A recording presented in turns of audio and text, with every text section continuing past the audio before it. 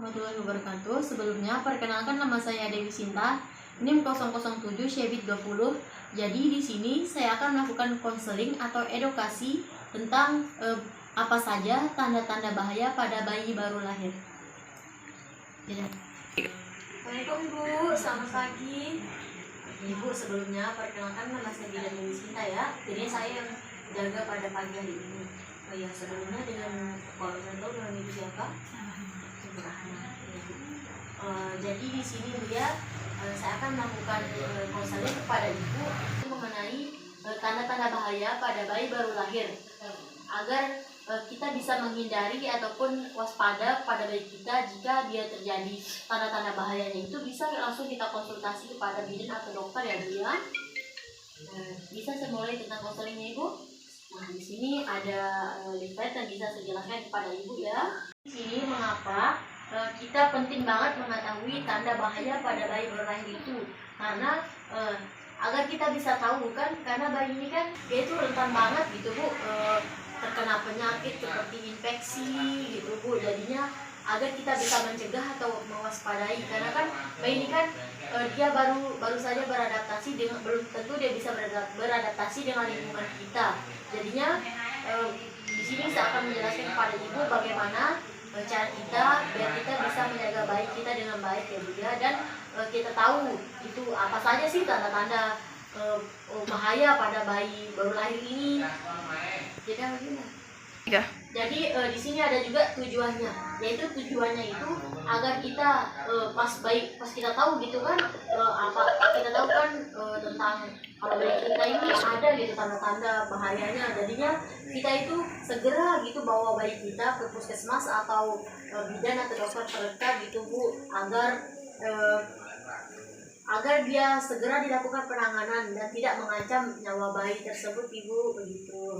Nah, jadi di sini saya sedikit menjelaskan tentang kenapa sih banyak bayi yang baru lahir itu meninggal. Yang pertama Ibu ya, terlambat mengetahui tanda bahayanya. Jadi bayinya ini udah sakit Ibu, tapi dia nggak tahu gitu, dia nggak tahu sama sekali, ibunya itu lalai banget. Jadi ya bayinya itu meninggal gitu loh Bu. Jadi yang kedua, gitu, terlambat memutuskan untuk membawa bayi berobat ke petugas kesehatan. Jadi di sini tuh ya, dia tahu gitu bayi sakit Bu, tapi dia tuh masih mikir-mikir saya rawat tuh enggak kan misalnya. Jadi ya dia terlambat mengambil keputusan, dia masih ragu-ragu. Nah itu juga bisa menyebabkan bayi itu banyak terjadinya bayi itu meninggal Bu. Jadinya kita tuh kalau udah tahu bayi kita sakit, segera gitu larikan ke konsultasi ke bidan atau dokter terdekat Bu. Jadi yang ketiga di sini, terlambat sampai ke tempat pengobatan. Itu dah gara-gara dia lalai, terlambat dia datang ke sana gitu loh Bu. Jadi di sini juga ada apa saja tanda bahaya pada bayi baru lahir. Yang pertama, dia itu tidak mau menyusu dan memuntahkan semuanya.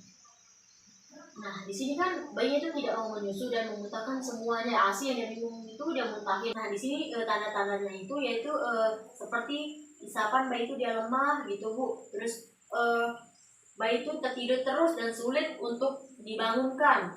Jadinya kalau bayinya itu tertidur, kita beri dia rangsangan, intinya harus sampai dia bangun, jangan biarkan bayi itu terus tertidur Bu, itu nggak baik ya Bu ya. Dan seperti yaitu menyusui, misalkan setiap dia selesai menyusui dia memuntahkan semuanya. Nah itu tanda-tandanya. Jadi Ibu mengenai yang ini apakah ada yang mau ditanyakan? Ada Bu. Oh baik Bu, jadi berapa kali bayi menyusui normalnya? Tidak.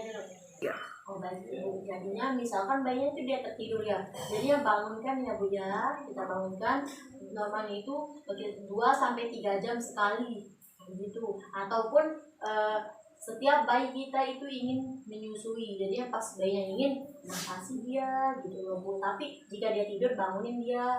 Misalkan dia udah tidur 2-3 jam, bangunin dia, suruh dia nyusu dulu gitu loh Bu. Nah, ada yang mau ditanyakan lagi Bu mengenai yang ini? Saya lanjutkan kembali ya Bu ya. Yang kedua, bayi sulit bernapas. Gitu. Apa namanya? Nah, jadi tadi itu kan bayi sulit bernapas, karena kan bayi itu kan dia tuh sedang beradaptasi dengan lingkungan kita ya Bu ya. Namanya juga dia baru lahir kan, jadinya maklumnya kalau napasnya itu jangan dia agak lemah gitu cara bernapas, ataupun dia itu belum terbiasa Bu gitu loh. Yang ketiga, infeksi tali pusat. Adapun tanda-tanda infeksi tali pusat ini itu seperti misalkan pusatnya itu dia kemerahan gitu, apalagi kemerahan itu sampai dinding perut, itu sudah sangat bahaya Bu ya. Segera kita konsultasikan ke bidan atau dokter. Juga apalagi kalau tali pusatnya itu sudah dia bernanah ataupun berbau, nah ataupun bengkak, nah kemerahan, bengkak, bernanah, berbau, intinya itu udah dia terjadi infeksi namanya itu Bu. Jadinya kita kalau eh, udah kita lihat gitu ada nanahnya ataupun dia bengkak, nah segera itu harus dikonsultasikan ke bidan atau dokter.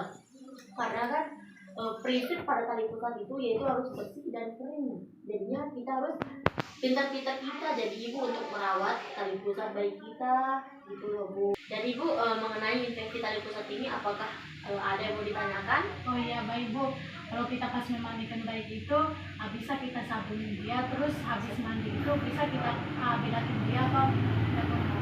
Ini loh Bu, jadi misalkan udah kita mandinya, nah kalau kita basahin itu boleh, asalkan prinsipnya kayak tadi yang sudah saya jelaskan, itu bersih dan kering. Jadi yang kita keringkannya dengan pelan-pelan, dan harus kita lihat tali pusatnya itu dia bersih.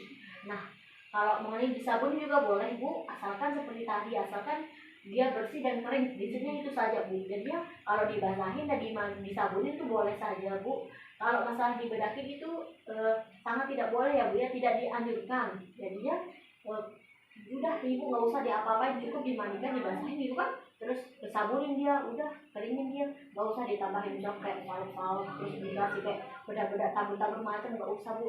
Itu rentan banget yang namanya terjadi infeksi. Soalnya banyak banget Bu yang kayak gitu, jadinya kita menghindari gitu. Ya, tapi saya lihat ada juga yang dia pakai betadine. Ih, nggak boleh tuh Bu. Jadi itu kan dia tuh kurangnya gitu pengetahuan mereka. Dan di sini tujuan saya mengkonsul ibu agar ibu menghindari seperti itu ya Bu ya.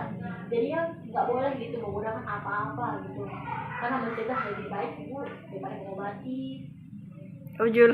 Dan di sini yang keempat, bayi kejang. Nah kalau kejang ini bisa jadi terjadi itu karena bayi itu kepanasan ataupun kelelahan, jadinya dia kejang gitu. Jadinya kita biasa aja pada bayi kita, jangan terlalu kayak sering-sering apa gitu, kayak ajak dia bermain keluar panas-panas.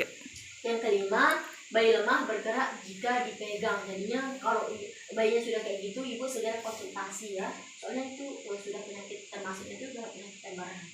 Yang keenam, bayi merintih. Nah kalau bayi itu merintih, misalkan dia lemes gitu, terus kayak dia merintih gitu, kayak orang mau nangis tapi dia nggak nangis tapi dia merintih gitu, jadinya itu tandanya bayi itu dia sakit berat. Jadinya ibu kayak saya bilang itu segera konsultasi gitu loh.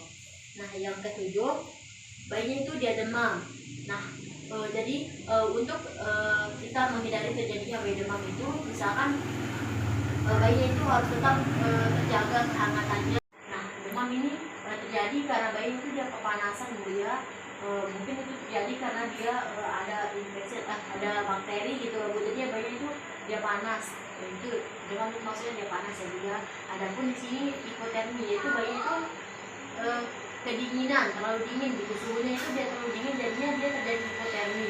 Kalau dia terlalu panas itu namanya demam ya Bu ya. Jadi Bu, mengenai demam ini apakah ada yang mau ditanyakan? Berapa suhu normal bayi baru lahir? Jadi di sini suhu normal suhunya itu 36,5 derajat Celcius sampai 37,5 derajat Celcius. Nah, apabila di atas 37,5 derajat Celcius itu berarti dia 3. Kalau dia di bawah 36,5 derajat Celcius berarti itu dia mengalami hipotermia atau kedinginan ya Bu ya. Saya lanjutkan juga yang di sini 8 warna kulit kuning itu. Nah di sini atau bayi itu mengalami ikterus. Nah di sini misalkan apabila kuningnya itu dari wajahnya itu kan sampai tengah sini, sampai dada sininya itu masih tergolong ikterus ringan ya Bu ya. Jadi bisa gitu kita rawat sendiri ya bayi kita, asalkan kita rawatnya dengan baik. Nah kalau kuningannya itu dari muka sampai tangan, telapak tangan itu sampai telapak kaki, nah itu sudah sangat berat ya Bu ya. Jadi ya segera gitu konsultasi, bawa dia ke puskesmas atau rumah sakit terdekat ya Bu ya. Jangan dibiarkan. Di sini 9 ada diare. Nah diare ini tanda-tandanya itu bayi itu mengalami misalkan matanya itu dia cekung Bu ya. Nah juga bayi itu lemas dan dia itu tidak sadar Bu. Jadi dia itu kayak lingal-lingu gitu. Misalkan jika dia kulit perutnya itu dia dicubit, nah kembalinya itu lama. Jadinya misalkan kita mau memastikan bayi kita itu mengalami diare atau tidak, nah kita coba sendiri ya Bu ya. Jadi kita cubit ke kulit perutnya itu, nah jika kembalinya itu dia lama, nah berarti itu dia mengalami diare. Ibu segera konsultasi ya Bu ya ke bidan ataupun dokter terdekat gitu. Nah ibu bisa langsung membawa dia ke puskesmas ataupun klinik terdekat, misalnya kayak Polides gitu Bu ya, yang terdekat ya Bu. Nah yang 10 di sini bayinya itu tidak berkemih dalam 24 jam, nah, atau dia itu tidak BAB dalam waktu 24 jam gitu Bu. Dan ada darah dalam tinja dan berwarna pucat gitu Bu. Jadi yang kita pastikan dulu bayi kita udah berkemih ataupun BAB atau enggak dalam 1 hari itu gitu loh Bu. Nah kalau dia enggak pernah sama sekali itu berkemih ataupun BAB, segera itu bawa dia ke puskesmas ataupun Polides terdekat ya Bu, di klinik terdekat itu bawa dia. Ya Bu, mengenai diare ini apakah ada yang mau ditanyakan? Baik, berapa normal bayi BAB sama BAK? Jadi normalnya untuk yang berkemih itu yaitu untuk bayi nih Bu, 5 sampai 6 kali 24 jam atau dalam sehari itu 5 sampai 6 kali ya Bu ya. Untuk BAB-nya itu yaitu untuk BAB-nya itu normalnya pada bayi itu sekitar 2 sampai 3 kali dalam 24 jam atau dalam sehari itu ya Bu ya. Apakah ada yang mau ditanyakan lagi mengenai diare? Ada mengerti diare? Bisa saya lanjutkan Bu? Bisa.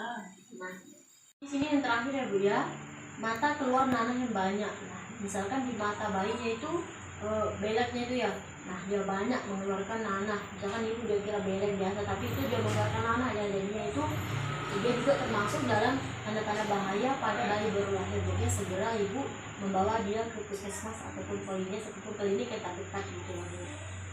Nah, jadinya ibu